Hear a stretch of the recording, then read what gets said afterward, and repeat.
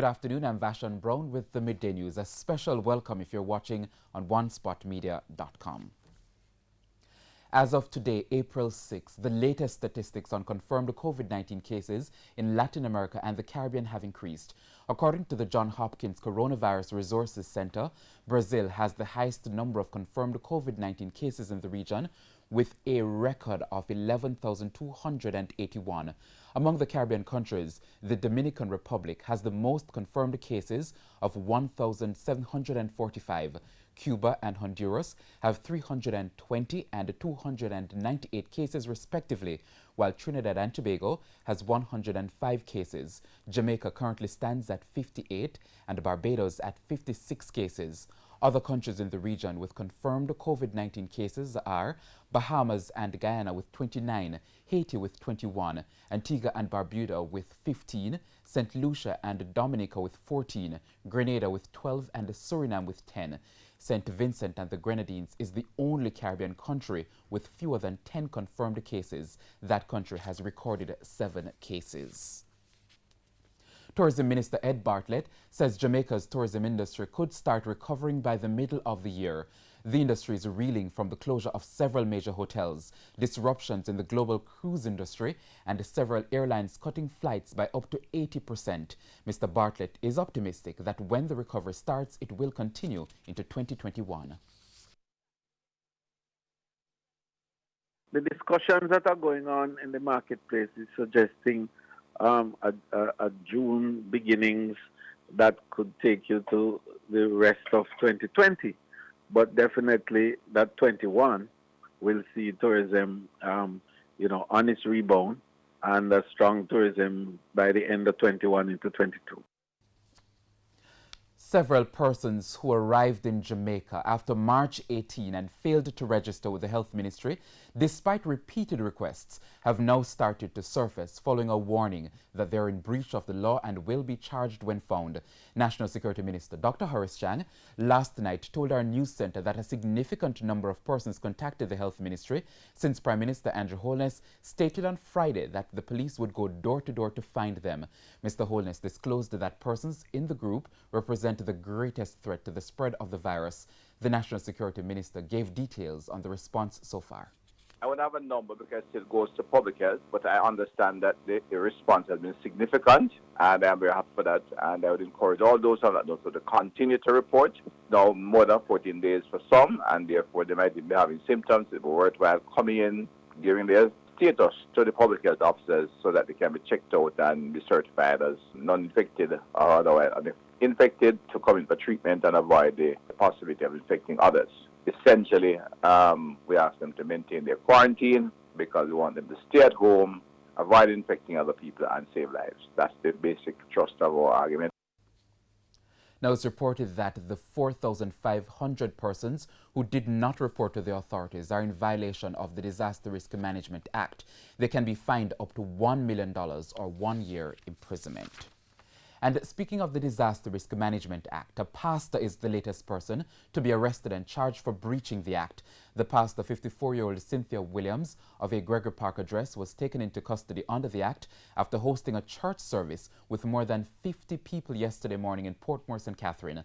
About 9:15, the police were summoned to the area where checks revealed that a church service was in progress at the pastor's house. Williams is scheduled to appear before the St. Catherine Parish Court on July 28. In the fight against the spread of COVID-19, the government imposed a ban on crowded areas and reduced gatherings to no more than 10 people.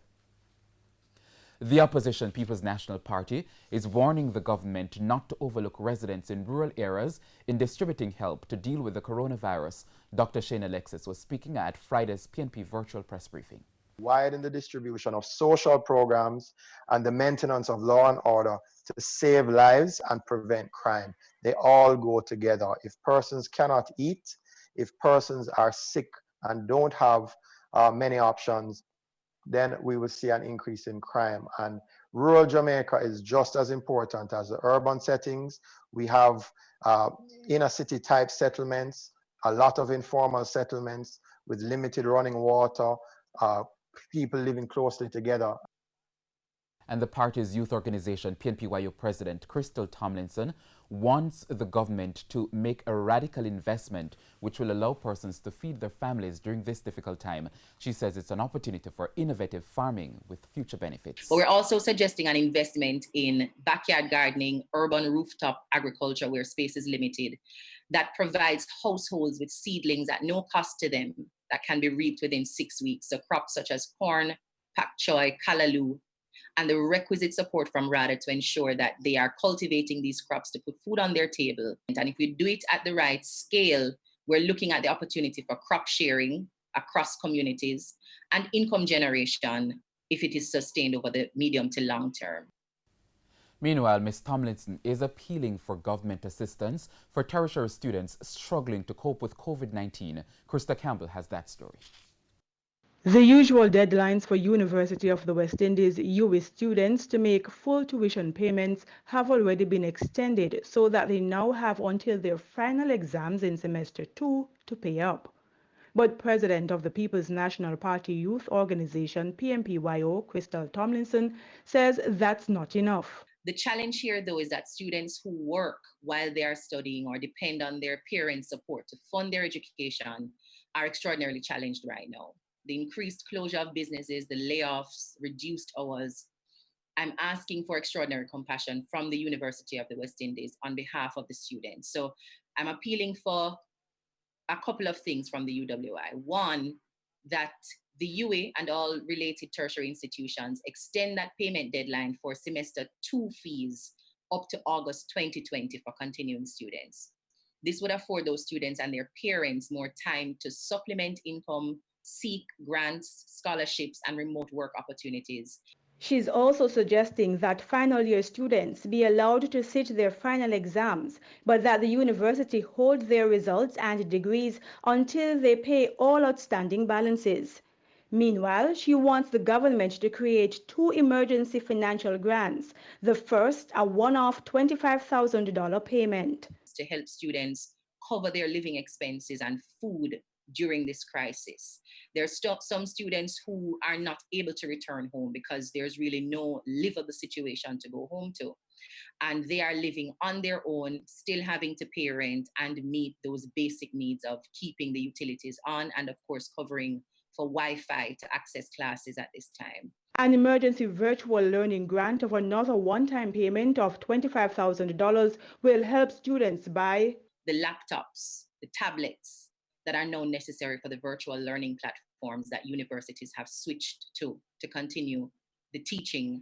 I'm suggesting that students who access these grants be bonded to community service, technology innovation programs that will be used, we are sure, in the near future to contribute to the national recovery effort in the aftermath of COVID-19. Krista Campbell, TVJ News. And we now take a break on the midday news. We'll be right back. Please stay with us.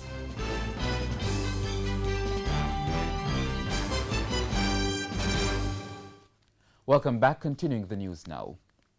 The Ministry of Labour says the necessary checks were conducted on farm workers who were deployed to the United States and Canada to ensure they were not exhibiting symptoms of the coronavirus.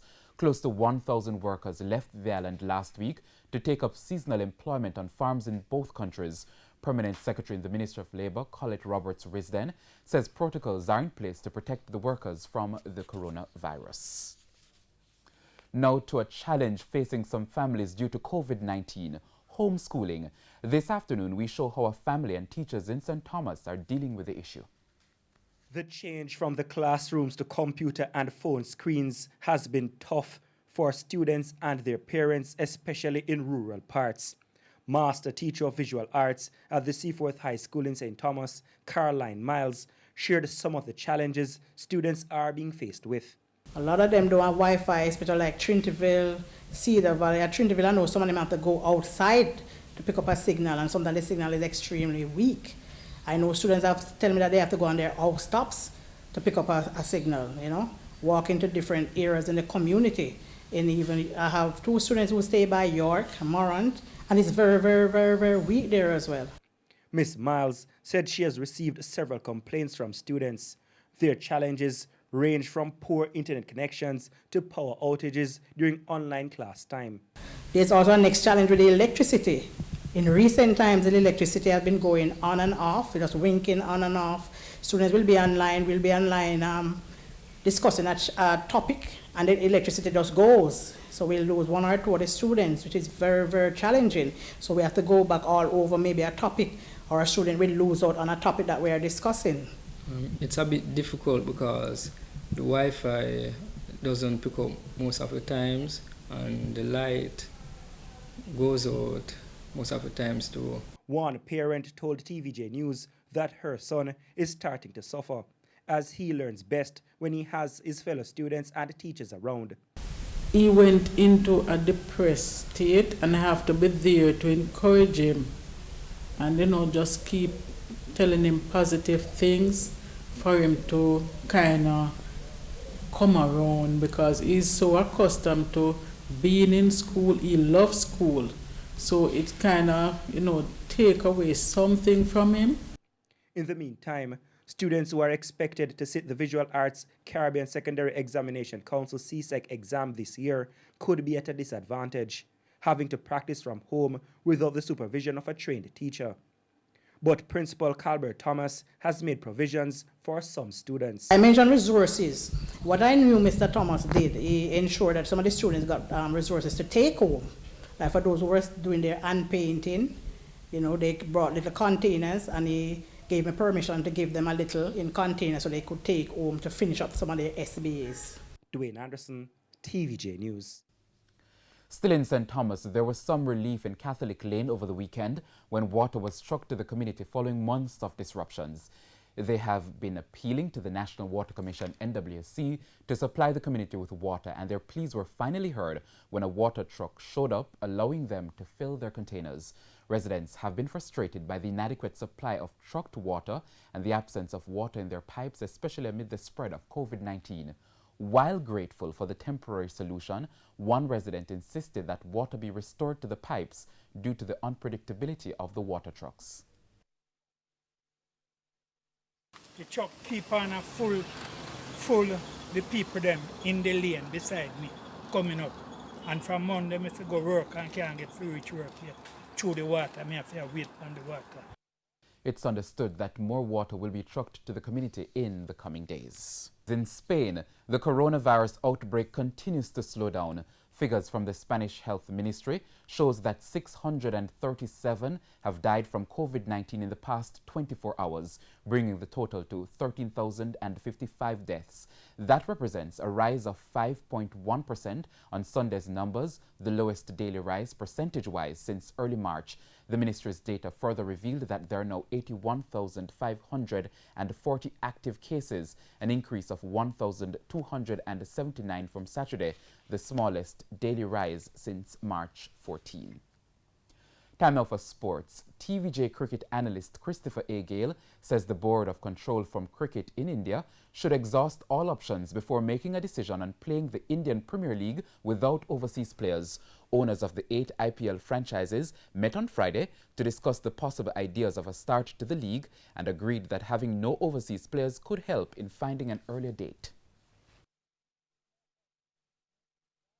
It would be a big loss for not just these players. It would be a big payday cut for them, but it will also be a big loss for the competition. I think the competition, it still needs these players for that international appeal. But again, the BCCI, we look at the Indian cricket team, they have a pretty much inactive international season this year. So I think my advice for them would be to wait a bit, wait some more. It's a global pandemic, this COVID-19. We're not sure when things are going to be back to normal.